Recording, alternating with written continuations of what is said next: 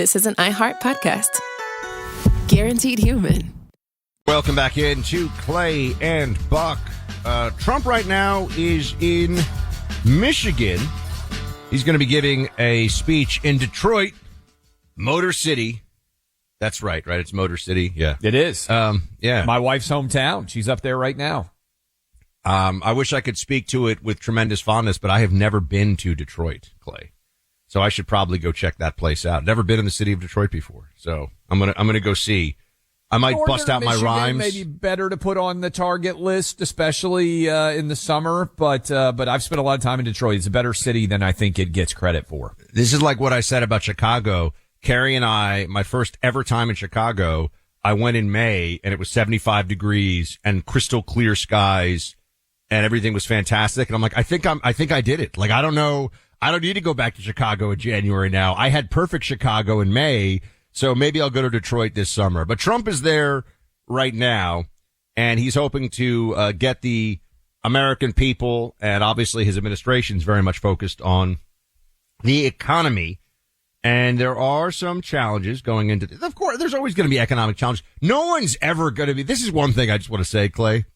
No one's ever going to wake up and be like, you know what's perfect? The American economy. I mean, you can be grateful for the fact that America does have the best, most dynamic wealth generation machinery for any nation state, for any political entity in the history of the world. I'm like, we should remember that.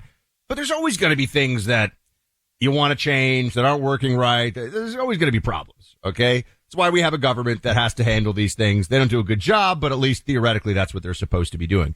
I think Trump is, though, doing on the economy a good job. I think he knows that it's absolutely critical for the American people and also for the upcoming midterms because his agenda becomes, let's just say, a lot harder to implement if they lose control of the House of Representatives. They will impeach Trump a third. I don't even think you and I can have a bet on this one, right? You agree. They're going to impeach Trump a third time if they win the House, right? You agree with that? 100%. No, 100%. They're going to 100%. They're going to impeach him. And look, I always wish they would just do it and not even tell us why. Be like, we're just impeaching him because he's so awful. Just get it over with. I just feel like the whole concept of impeachment, if you don't have any pathway to 67 votes, which I don't think by and large there will be in any of the lives of any of the people listening right now, then all of it's just a big sham and a big sideshow. It's theater. Like the first two were. Yeah, it's just non-impactful. It's like a vote of censure or something. It's sending Trump. It's the congressional majority sending Trump a strongly worded letter that he will not care about one bit. But anyway, I think that on the economy, we all know that affordability is a big challenge. And, there's some polling out there that says that he's at a rough spot right now with the economy. Now, it's interesting. You look at what the things are that he could do. You and I haven't discussed this yet. Capping credit card interest rates at 10%.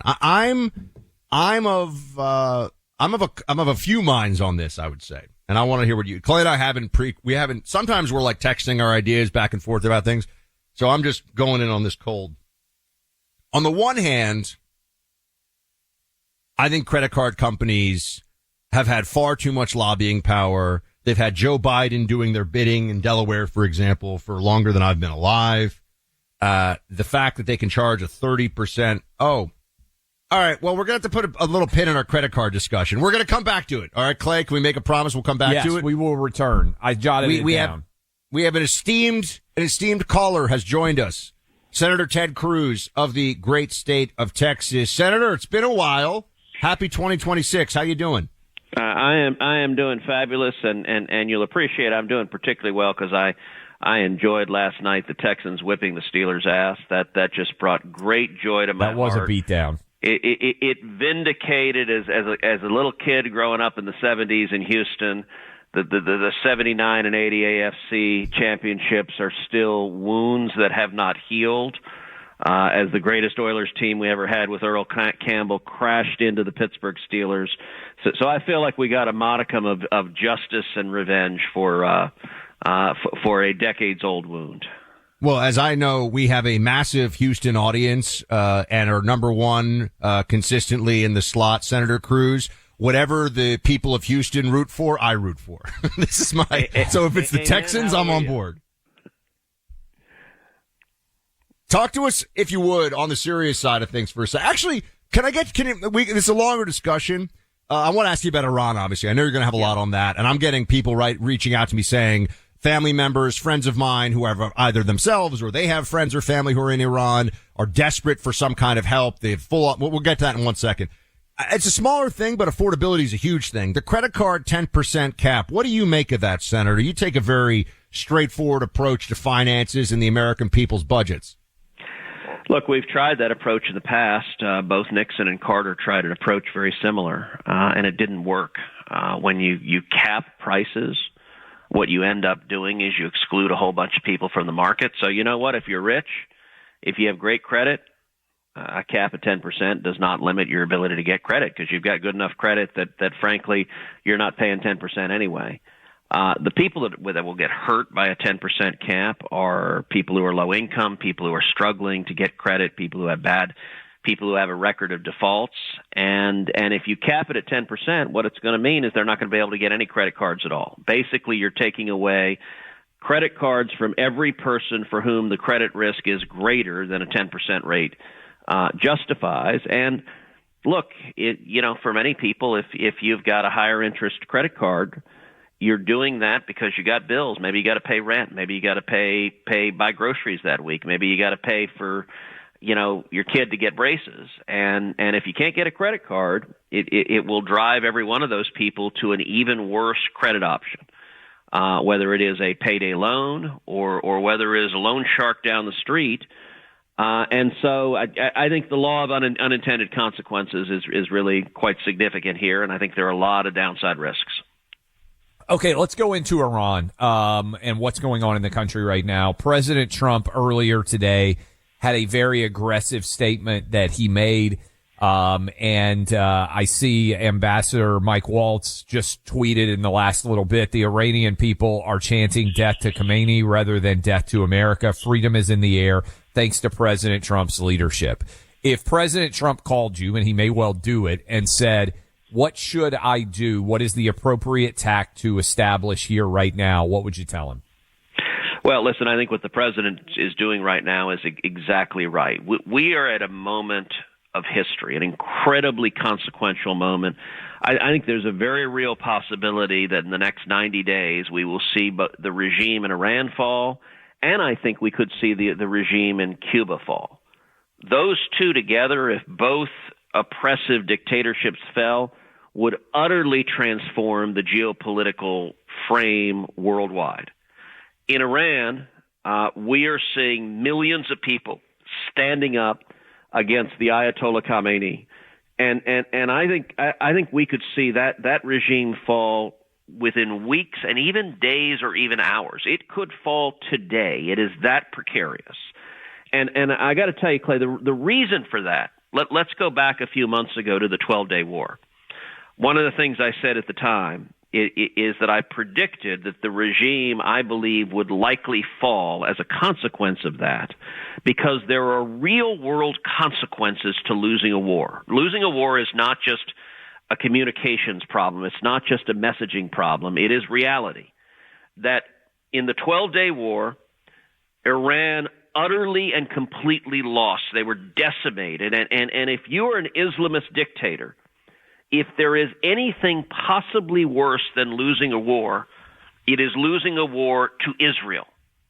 And dictatorships remain in power by convincing their people that they cannot be defeated, that they are omnipotent. And the crushing defeat in the 12-day war destroyed that false image. It showed to the people of Iran that the dictatorship is a paper tiger. And I think we are seeing incredible heroes and patriots standing up. There was one young woman a couple of days ago who was lighting her cigarette by lighting on fire a picture of the Ayatollah and using that to light her cigarette. That is incredible courage because understand, if the Ayatollah remains in power, they are likely to find her, to hunt her down, and to torture and kill her. She knows exactly what she's doing, and she is very literally risking her life to try to seek freedom. And so, Clay, you tweeted a couple of days ago that what is happening in Iran is the most important thing in the world right now. You are exactly right. I retweeted you. In fact, I read your tweet on my podcast, Verdict with Ted Cruz. This is a moment. There are very few things, if anything, that could enhance American national security more than seeing the Ayatollah and the mullahs removed from power by the Iranian people, because the Ayatollah, he routinely chants death to America. He is an Islamist, theocratic, genocidal, homicidal dictator, and seeing him removed from power, he has killed a vast number of American servicemen and women. He has waged war against America for years and for decades. And I think we may well be on the precipice of the Iranian people saying enough is enough. Senator Cruz, we certainly are at a place where there could be a huge pivot point in Iran. And I think a lot of people listening right now are very enthusiastic about the prospects of a different regime there led by the Iranian people. And, but of course we have the concerns about intervention. What would it look like? What would it be? To the point that Clay, or the question that Clay posed to you a moment ago, if the commander-in-chief, we know that you and President Trump talk, we know you guys have each other's phone numbers, etc. If he were to call you in 5 minutes and say, Ted, I'm thinking about blowing up the following targets, which I think are at the absolute heart of the machinery of murder against these protesters right now, IRGC headquarters, besieged, whatever it may be, do you think that's the move? No U.S. boots on the ground, but if missiles have to fly through the sky to help the Iranian people achieve freedom, would you be in favor of it? Possibly. It depends on the details and the specifics. I am talking to President Trump frequently throughout this process and encouraging. I think the path he's following in Iran makes sense. I spent the entire day yesterday with Pete Hegseth. We flew on Pete's plane back from Brownsville from SpaceX to D.C. late last night. I spent much of that plane ride talking with Pete about Iran and what we should be doing. And in my view, number one, we should be doing everything we can to encourage the revolution from the American people. That includes cyber efforts. I think if suddenly the Iranian regime, if their surveillance, if their radar, if their tools of oppression cease to operate, that is a very good thing. Covert action, I think that is a very good thing. In terms of a kinetic strike, an actual military strike, it might make sense to do so, but it would depend on the specific target and it would have to be limited. Right now, this is a revolution from the Iranian people. We want it to be a revolution from the Iranian people. And so if there were a particular kinetic strike, if, for example, the regime were murdering protesters in one specific location and we could stop them from doing that, we could engage in a limited matter to stop the mass murder of protesters, I think that could well make sense. But we do need to think about the day after, that if the revolution succeeds, and I pray that it does, then the question is, okay, who governs Iran going forward? And that's not an easy question. There could be a civil war. There could be lots of unrest. Lots of bad outcomes can happen. And I think it is a much, much better situation in the tomorrow world if the Ayatollah was overthrown by the American people who were fed up with his oppression and tyranny and Islamic dictatorship. Then if people say, oh, the United States just toppled the head of Iran, that's a much harder situation to have a good, stable government.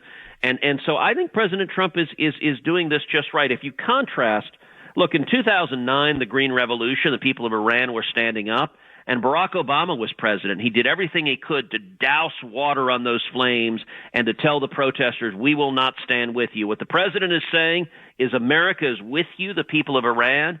And he also said today, this was very important, he said the regime henchmen that are engaging in atrocities, that are murdering and torturing people, keep their names because they will be held accountable.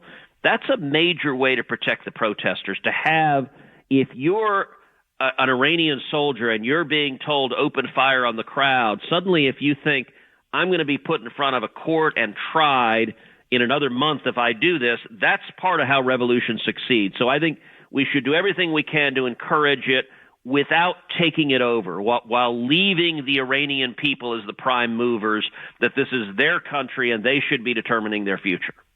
Quick question here to close with you, Senator Ted Cruz. You were with Elon yesterday, SpaceX, as well as Secretary of War.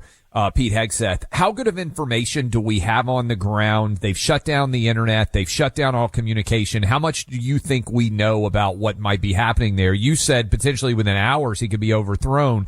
Do we have that kind of intel? Look, we don't know specifically. I think it could be imminent just based on the size of the protests, on the energy, on the weakness of the regime. I will say one of the most important things that happened is that Elon has activated Starlink over Iran and has provided it for free, which is providing communication. The regime has shut down the internet. The regime has tried to shut down television. Actually, ironically, do you guys know the main thing? Do you know what the Ayatollah is broadcasting all over Iran right now in Persian? Tucker Carlson.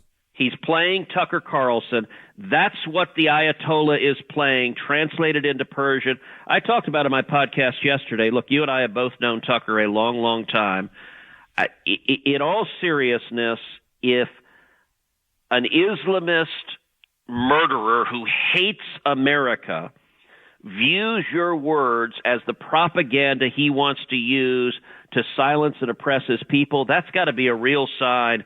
Maybe you're on the wrong path. Maybe you need to rethink what you're saying, because I'll tell you, at the same time, my podcast, Verdict with Ted Cruz, our download numbers have skyrocketed in Iran. I think people are using Starlink to download the podcast. And if your words are encouraging the protesters that you can overthrow these despots, that I am very happy with the side of history you and I find ourselves on. Senator Cruz, thank you so much, and tell the good folks of Iran to listen to Clay and Buck while you're at it, if you can. Thank you for being here. You guys do a phenomenal job. Thank you very much. That's Senator Ted Cruz. Look, you want to be the most popular member of your immediate and extended family? Round up your old videotapes recorded years ago, have them digitized so everyone can enjoy seeing them again. Few things make more sense than Legacy Box. LegacyBox.com/Clay, 55% off when you preserve your past. Get it done today. That website, one more time. I love these guys. LegacyBox.com, 55% off. Preserve your family memories today at LegacyBox.com/Clay. Patriots, radio hosts, a couple of regular guys. Clay Travis and Buck Sexton. Find them on the free iHeartRadio app or wherever you get your podcasts. Welcome back in, Clay Travis, Buck Sexton Show. We thank all of you for hanging out with us. We are talking about a lot of different stories out there that continue to get much attention. Minneapolis, the Supreme Court decision coming now in the wake of the oral arguments that were heard in the trans sports related issue. But Buck, you said, as we were, I think it was last hour, right before we had Senator Ted Cruz on, we were discussing the credit card debt idea. And in particular, President Trump tweeted that he was going to, try to cap credit card interest rates at 10%. Right now, I believe the interest rates have crept up often north of 20% is the current credit card rate. So I've got a couple of thoughts on this. To me, basically what we talk about when we talk about credit card interest rates is what is the rate that we will allow to happen. Right? Because we're basically capping them at 25%-ish and saying that's as high as we will allow them to go. I think they're capped at 36%, Clay. 36%. Is that as high as it's allowed under traditional credit cards? I mean, I think I have credit cards that are at like 29. So, I mean, it's definitely higher than just like 20. It's upwards of 30%. It may partly be state determinant too. I will be honest with everybody out there. I am not an expert on credit card interest rates or what the rates are that are allowed. And I know they're different depending on where you might live or, what your overall credit rate is. First of all, I don't know that the president has the authority to be able to do this. Legally, I know there's bills out there that would potentially cap this. Ted Cruz said, hey, here's my concern. He was just on with us last hour when you asked him this question. to what extent does that curtail the amount of interest that is available in the market? Because I think what the credit card companies would argue is the reason we have to have rates that high is because if we're going to extend credit to people that may not pay us back, we have to have an ability to make sure that we make the best possible profit that we can to alleviate the risk that comes with making credit card credit available to everyone. Now, you just said, Buck, your credit card interest rate you think is 29% on your credit card. I don't even know what my credit card interest rate is. I think that's if I miss a payment. Yeah. Then they skyrocket it up. If you miss one payment, they've changed some of this stuff. I mean, look, I'll just tell you this. I was in my 30s and had a net worth in the hundreds of dollars at one point. Okay. So this is not like, oh, I always pay I had basically a paycheck to paycheck existence, until like 5 years ago, maybe 6 years ago, something like that. So what I'm saying is I never carried a credit card balance that entire time. Never once. Did you just pay cash or you had a debit card? I just paid it off every month. Every month I paid off my credit card in full. Okay, yeah. Not that you didn't use credit cards. When you say you didn't have a balance, you mean you paid it off every month. You made sure that it was not. I'm saying I never ran up a debt on credit card companies when I had no money and when it would have been a lot of fun to go buy like a new jet ski. I did not do. Now, I understand some people it's groceries, some people it's, I get all this, but what I'm pointing out is, you really don't want to run up credit card debt, and it should be something that people are far more educated on because the rates are super high and it is non-dischargeable in bankruptcy, which is the other part of this. So I've been on both sides. I also think that some of the credit card stuff that they do, I actually got hit by this once when I was in my 20s. They would change the due dates. Oh, yeah. Kind of arbitrarily.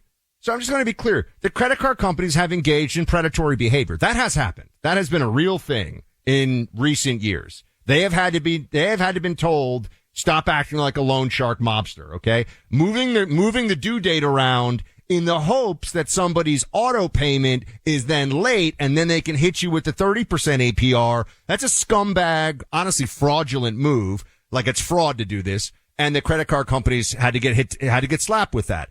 So they're not the good guys. I'm not taking them the good guys. But what Ted Cruz says is also true. If people need access to credit, what are you going to do? Like you get into this moral hazard thing. Like what do you do if somebody needs to have an emergency $1,000 that they can go to on their credit card for whenever something comes up? What are you going to do? You going to force people to give them the money? You're going to force credit cards to try to give a lower rate. By the way, it's just going to be, it's like price controls. They're going to squeeze at one end and then you're going to get squeezing at the other end. This is what ends up happening. The money has to come from somewhere. I would also point out banks will screw you at every opportunity that they can too. So a lot of people talk about, unfair fees that are hitting them on credit cards. Banks hit you on unfair fees all the time too. My number one advice, to the extent that you can do it is, and I think a lot of financial advisors out there would say this, you are way less likely to spend money if you use cash. Because in your brain, this is just the way we're all wired, cash, you feel it in a way that you do not when it comes to paying with a credit card. And the reason why the credit card industry works is because people live beyond their means and they take advantage of you. You ever fly on an airplane? You ever notice how often they walk around trying to get you to sign up for credit cards on an airplane? It's because the airlines now make as much money just about off their credit cards as they do actually off of the airline itself. It's one of the craziest things out there. If you're ever on a college campus, the reason why they're trying to give you away a sweatshirt to get you to sign up is because they know what the long-term value of this is going to create for them, because the numbers are the numbers, a little bit like a casino. Once they get you signed up, they know that you're going to be worth a decent amount to them going forward. Now, I said it. I don't know that Trump has the ability to do it. What I will say is This in conjunction with Trump last week talking about trying to limit the number of homes that people could buy, meaning big companies buying up all the homes. This is Trump pivoting because I think his team has recognized that the 2026 election is going to be decided on affordability. And people are angry over how much prices went up during Joe Biden. And so sometimes you put out policies that are populist in nature that don't necessarily have a chance of happening just to show people that you're listening to them and hearing their complaints. That's exactly right. This is the Trump gambit. This is Trump saying something that's going to do a few things without getting into the details right now because he's moving the focus and changing the pressure here. So you point out, Clay, people feel like credit card companies, and that's why I said what I said before, but I will tell you guys something. This is actually a little personal anecdote. This is true. When I was in the CIA, and I think I made $38,000 my first year in the CIA, something like that. And so I had no money, and I had no money set aside for me or anything like that. Okay, so I just started my job at the CIA. I moved because I couldn't afford the rent increase in the initial apartment, which was the cheapest studio apartment in this massive building living in D.C. I moved, and Capital One, Clay, I had a zero balance because I always had a zero balance. Capital One sent via snail mail to my old address a $5 account closing charge. I had never, was this in the fine print of my contract somewhere? Yeah, whatever. But I shut down the credit card when I moved because I was like, I never used this card. It was an emergency card that my parents set up for me when I was in college that I actually never used one time. It was like, use this if, you break your leg, you're in the ER. It was like that kind of thing, right? It's a break-the-glass emergency card if you need money and you don't. And I realized it had a $500 limit, which isn't a hell of an emergency, let's be honest. So I shut it down. They sent a $5 charge to shut it down. I heard nothing about this. I got a call 18 months later from a collection agency saying I owed them like $300 now, and my credit was wrecked. Over $5 that the notification they sent was completely unsatisfactory. They could have emailed me. They never emailed me. I mean, there were a whole credit card companies act like scumbags sometimes is my point. That was a total scumbag move. This is 20 years ago. And they will screw you on your credit rating, which is ultimately probably the number one most valuable financial asset that most of us have. And a lot of times you have like parking ticket on there, or you've got a cancellation fee on there that they're tanking you with. This was the only missed payment of any kind like this I have ever had of any kind. I've always been look, I'm going to be honest with you. He's a competitor on radio. I love the Dave Ramsey approach on this. I'm very, pay cash when you can. Do not carry a balance. The whole point is the discipline. It's supposed to be hard. It's supposed to be frustrating that you can't buy the jet ski right now. Okay. You save, you figure it out, you get there the right way. You don't go buy that, that Firebird or that, Ford Mustang that goes vroom, vroom, vroom super loud and pay like a 20% APR on the money. Like these are bad decisions. Okay. They're bad decisions. So at some point or at some level, you want people to be disincentivized from doing some of these things. And a high APR does that. But I'm just saying, I also understand this. Why is it non-dischargeable? But they would say if it wasn't non-dischargeable, that would have to then factor into the risk profile, and you'd have the same problem of not having the higher rates. This is a complicated issue. But here on Trump, Clay, to your point, because I think it's a brilliant one. Sorry, I just got fired up because I still remember I still remember that call from the collection agency. And I was just like, you scumbags, everybody has experienced that where it is completely unfair and they're trying to take advantage of you. And I'm like, my credit's ruined. The credit card company's getting like a 60x return on $5 for nothing, for literally nothing, for shutting down an account. It's absurd. Anyway. And I think I wouldn't have qualified for a Fannie Mae loan based on this one thing at that time. That's how bad it was because it had gone on for like a year. And once it goes beyond 90 days, you're screwed. My point is Trump understands this, and he knows that he's putting heat on the credit card companies. And he knows whether he has the right, or rather the legal ability or not, Clay. He has the political ability right now Can maybe get some concessions out of them. Maybe get them to not do some of the grosser stuff they do. Maybe move them in the right direction. So that's the Trump gambit as I see it. I would also point out we're basically making a policy decision on what we're allowing the credit card companies to set their rates at. We're saying, like, you couldn't have a 75% interest rates on a credit card, right? We wouldn't allow it. So to some extent, it is just a policy choice because I'm sure, look, credit card companies would take a 75% interest rate if they could, right? Yearly APR. They would take it as high as they possibly can. This is to where people say, okay, we're going to balance this. And Trump is saying, to his credit, this is a 1-year thing, which also looks even more political, right? To be fair. Oh, the 1 year happens to correspond with the midterm when you'll be on the ballot basically for the last time of your political career. Again, it's political in nature. I think it's acknowledging affordability related issues. I'm not sure how impactful in terms of getting it to actually occur this will be. You guys can weigh in, by the way, 800-282-2882. And if you're trying to have more energy in your life, if you're going to be traveling a lot, if you're coming out of the holidays, you got kids, grandkids, you're trying to work more hours, you're trying to get more packed into a day.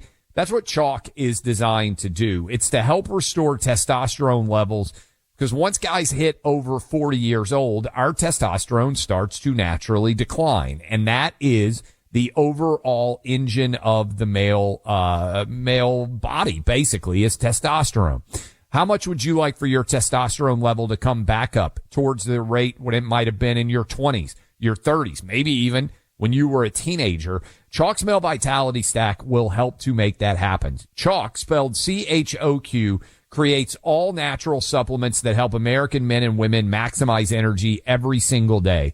2026, make it your goal to make yourself more energy efficient in 2026 at chalk.com, CHOQ.com.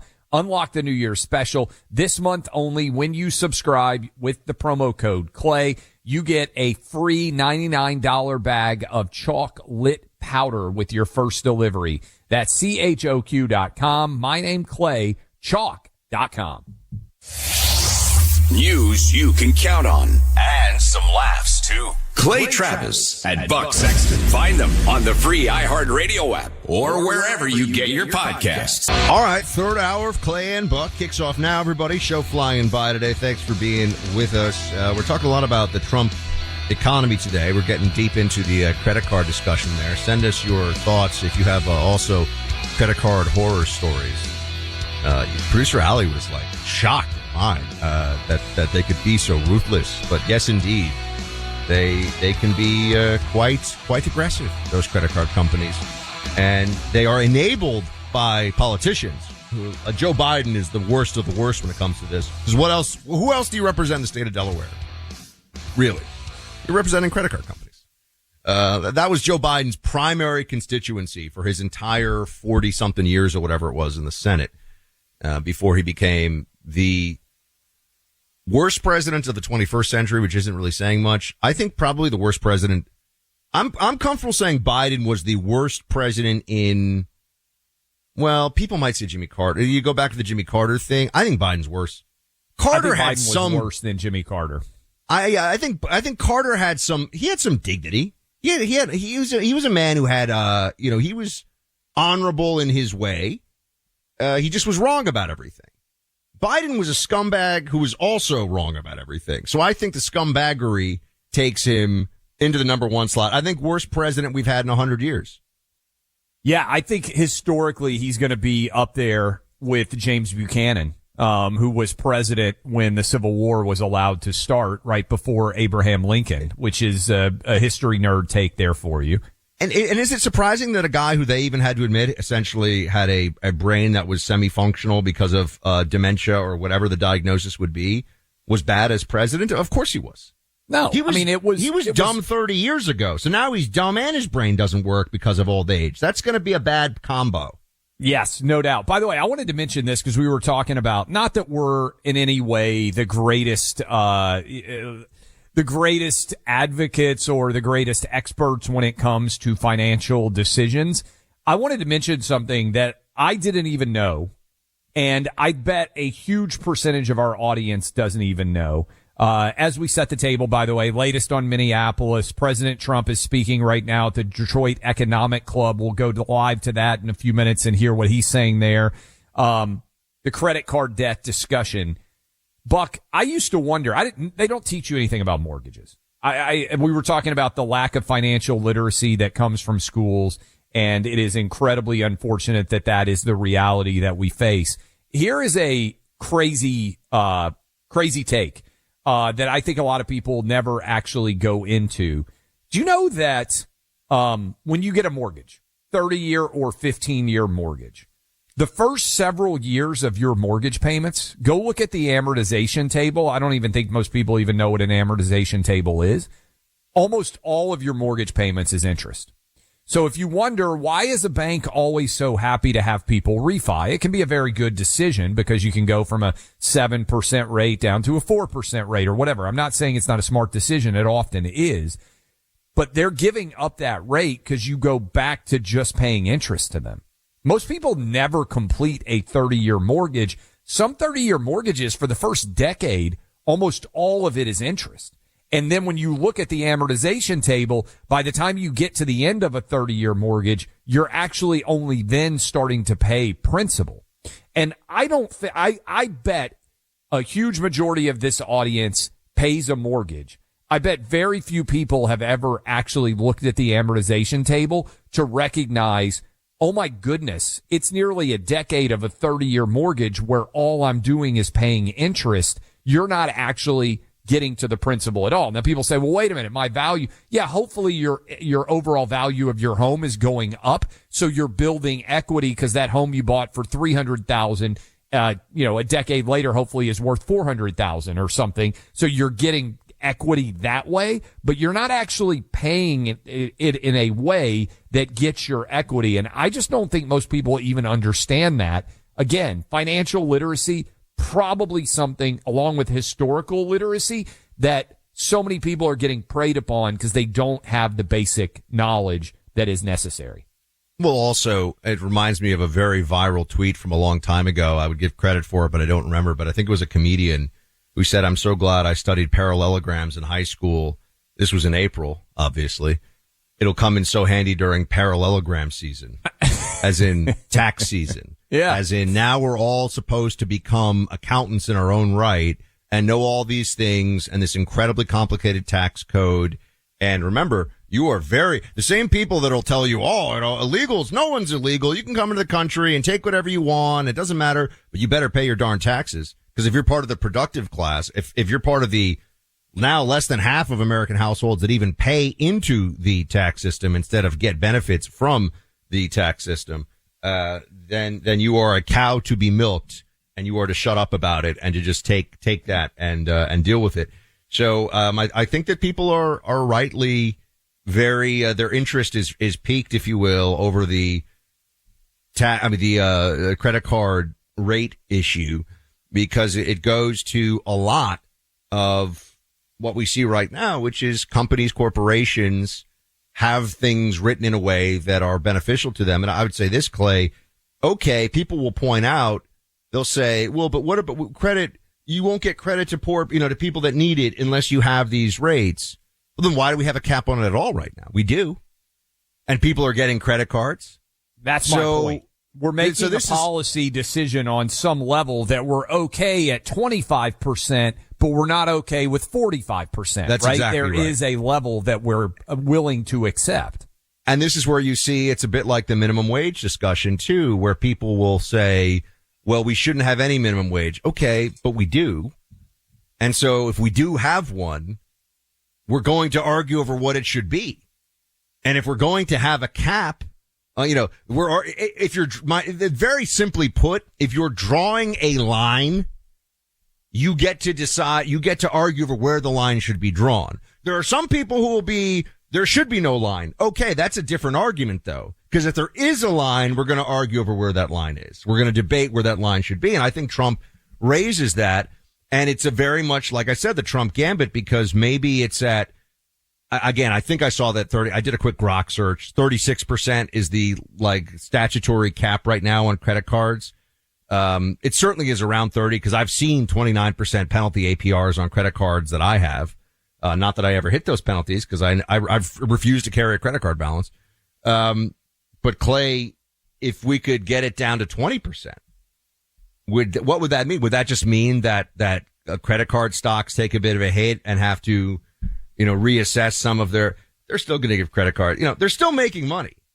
I understand that at some level there's charge-offs and you're going to say, but it's non-dischargeable in bankruptcy and you have this huge collections industry that's going to continue to function as it does. So remember, they make money off of transaction fees every time. They're not supposed to do this. Some vendors, every time you go and you swipe that card, they're taking a percentage of the transaction. 2 or 3% typically every single time you swipe a card. And that's an amazing business to be in, right? But some places won't take the higher. I think Amex tends to have the higher swipe fee, and so they'll say we don't. You've come across this, right, Clay? We don't. I've been to restaurants. They'll say we don't take American Express here. They're not supposed to do that, by the way. Like there's actually and they're not. Well, I should say they're not supposed to charge you more for using a credit card if you have a credit card contract with them. But some places will do that too. They're like, oh, we charge a credit card fee. That's actually a violation of their credit card agreement. By the way, their power is only growing too because young people never have cash. Yes. I mean, and Apple, for instance, I am almost to the point sometimes where I would rather just go out with my phone and use Apple Pay. Look, Apple is really good at figuring out ways to monetize everything that you do. And so they could get you to pay from your phone 10 years from now. I'm not sure that there's hardly going to be anybody out there paying with cash. And I'm going to be honest with you. I love when I get in an Uber or a Waymo or a Lyft, whatever it is. Have you been in a cab where you basically start to get out of the cab because you're so used to being charged automatically on your phone? Everybody out there around our age, certainly younger, probably around our age because we at least used cash at some point in time. I can't count the number of times when I've actually gotten in a cab and I just start to get out of a cab now because I'm so used to an automatic charge going to my phone. So the powers of these credit card companies is only going to grow in the decades ahead because young people, like my kids, never have cash. I give them cash because I'm like, hey, make sure that everybody is taken care of. Because you need to have cash in an emergency, whatever else. My kids are like, what? Why would I ever need cash? So I think the power of credit card companies is only going to grow. So Trump is taking a stand on that one. Also on the institutions being able to buy up single family homes. That's a complicated argument too. I know it's become very popular on the right generally to talk about how the reason home prices are so high is BlackRock, for example, a massive financial institution that has a very large balance sheet with a lot of homes on it. That's one name that they'll throw out there. But you say, well, hold on a second. First of all, if we all agree there are 20 million illegals in this country, they're living somewhere. And you say, oh, well, they're renting. Yeah, that's still housing stock that is off. So start with that. Start with there are millions and millions of people who are being housed currently who are not supposed to be in the country. There is no way that does not have an effect on supply and demand. It certainly does. New York City hotel rooms never been more expensive than at the end of the Adams administration. And it was because 20 or 30%, it was 20 or 30, I can't remember, but a big portion of hotels were going to house illegals at the taxpayer's expense. Correct. Well, if you take 20% of something off the market, guess what it does to what remains? It raises the price. It raises the cost. Supply and demand still a major effect. And on the single family homes situation, on the one hand, you don't want institutions buying up all these homes because you think, okay, well, they just use, the funny money balance sheet they have access to, that it's all just sort of numbers to them on a spreadsheet. They're not actually living in this and they're going to rise the price. On the other hand, though, you want more developers, right? You want there to be buyers ready to go so that there are more and more developers making more and more houses to keep up with population growth. So how much now? And the other side of it is, I don't think someone tell me what the numbers are, guys. I think it depends where in the country. I think there are some states, Clay, where institutions own something like 20% of the single family home stock, which seems high. Other states, it's a lot lower than that. and it's dependent upon the market factors in that state. But this is a complicated discussion, because it sometimes things it's just like the minimum wage thing. Minimum wage in California is what now? $25? Guess what they're doing in all these places? They're automating, they're cutting back hours, all the things that we said would happen. No, 100%. And look, I mean, again, these go into complicated aspects. In order to talk about them intelligently, you have to have some measure of schooling on it. And I just think financial literacy, we do a really poor job of explaining to kids how to balance checkbooks, how to understand mortgages, how to understand what credit card interest is, to understand how quickly compound interest works against you if you have those balances running forward. And also in a positive way, how much compounding works in your favor if you start saving. I mean, every 10 years on average, if you buy S&P 500 index funds, you're going to double your money. Well, if you're a kid and you can start saving money when you're 18, 20 years old, by the time you're 50, you've doubled just in the last 30 years. And then if you live fortunate enough to be 80 or 90, you start compounding that on such an incredible level. I don't think most kids think about it. It's an optimistic way to think just to understand the larger context here. And I wish we did a better job of setting this all up.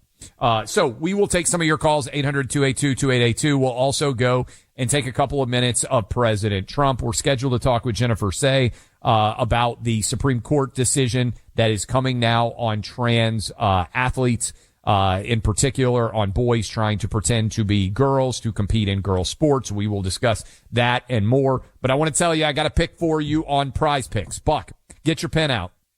This one's going to win. Pays out at nearly 2-1.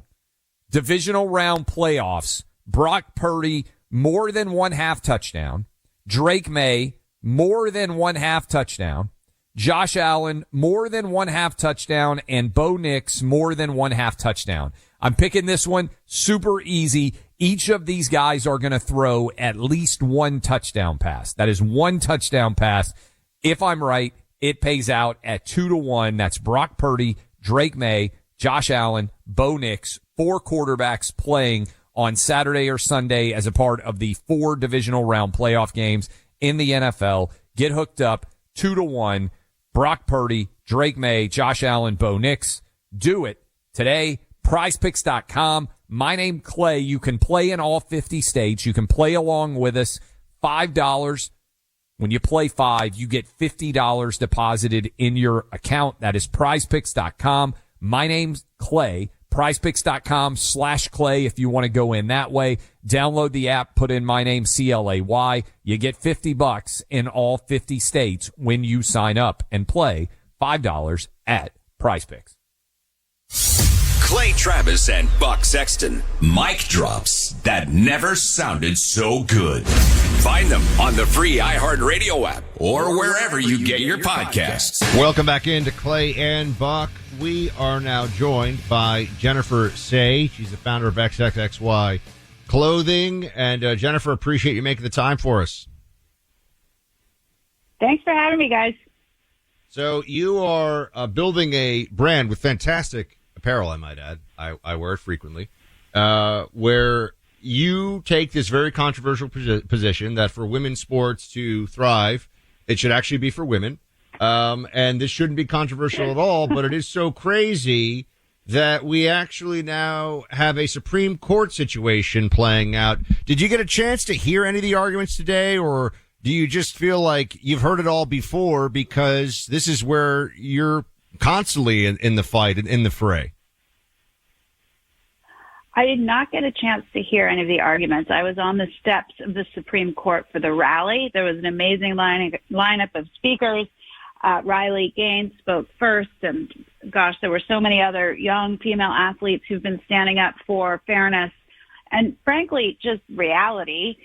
So I did not get a chance to hear any of the arguments. I read some of the recaps. I spoke maybe about a half an hour ago at the same rally. I've heard all the arguments before. The arguments make no sense. This isn't complicated. There are 2 sexes. There's one truth. There are men and women. And Title IX was created to recognize the biological differences between men and women and to ensure that girls and women have equal opportunity through sports. It's not complicated. And, now they're arguing that Title IX's intent was about gender identity, which it never was. It's also stupid. I mean, I just can't. It's so dumb. But it's also critically important that we win these cases. And, I would just add one thing. We're sort of fighting for the bare minimum here. All it means if we win these cases is that the 27 states that have laws on the books protecting women's sports can continue to do so. It doesn't solve the problem in the other 23 states. Let's play cut 33. I want you to be able to hear it. Thanks for coming on with us, Jennifer. I know how busy your day is. Here is Ketanji Brown Jackson suggesting it's not important to define what a woman is when it comes to men and women's sports. Cut 33. You have the overarching classification. Everybody has to play on the team that is the same as their sex at birth. But then you have a gender identity definition that is operating within that, meaning a distinction, meaning that for cisgender girls, they can play consistent with their gender identity. For transgender girls, they can't. So I think that, as to the part about your ability to pass over from boy to girl, yes, you can go from one way but not the other. I want to be clear that BPJ is not challenging that specific classification. I think that's important to start with. But I think, if anything, that's useful evidence as to the lack of a transgender-based discrimination, because if the legislature were just sort of unsettled by the notion of transgender athletes, I think the answer would have been to then bar them from passing over anyone consistent with their gender. I appreciate that. I guess I was getting at what I understood the Chief Justice to be trying to. We can cut her off here. Jennifer, you worked and lived in San Francisco for a long time.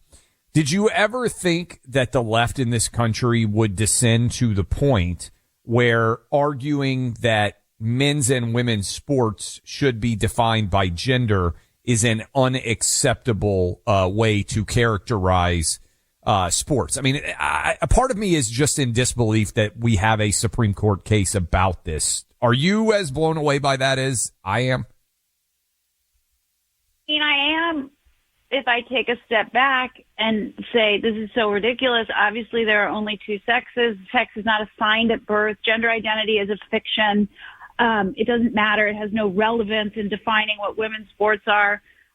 So, yeah, but I'm not blown away when I think about what I do every day and the pushback I get and what Riley's been doing for the last 4 years, and what many far left women, frankly, the TERFs as they are known, have been doing for over a decade. So, I mean, it's shocking and not shocking at the same time. And I would just say, being the only person there at the rally today, sort of representing an organization that's not a nonprofit but a brand, we seeded the culture to these crazy people for the last 20 years.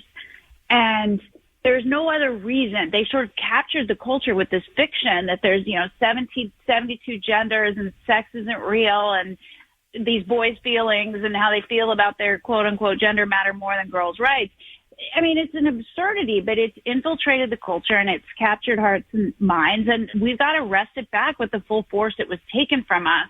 That's the only way, even if we win these cases, we're going to get the other 23 states, is if every mom and dad in America and every female athlete that's competing stands up and says, this is so stupid.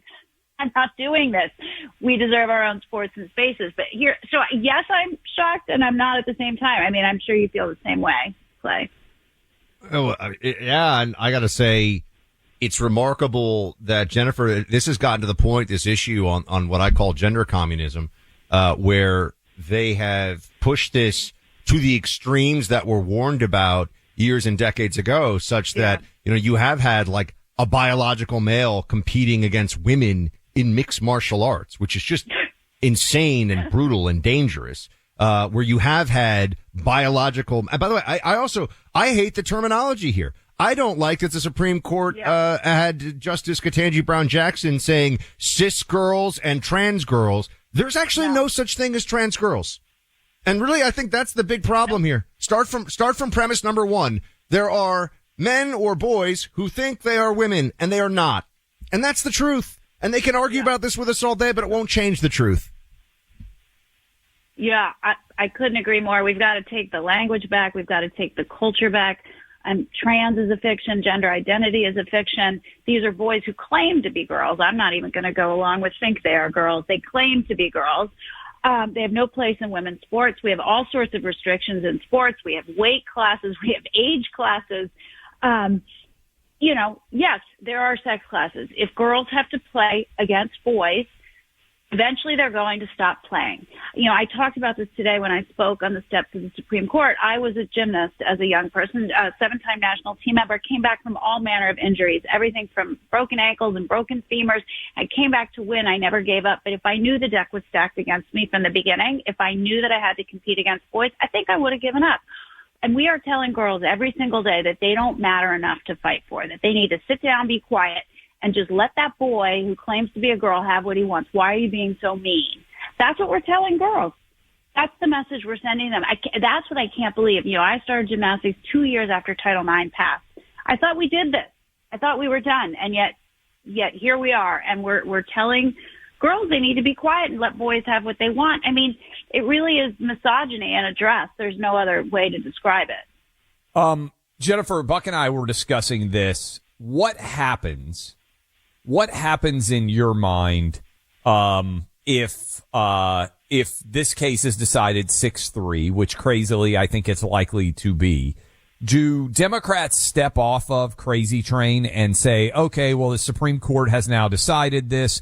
We're not going to continue to fight about it? Or do you think this battle is going to continue into the future as a part of the standard Democrat orthodoxy?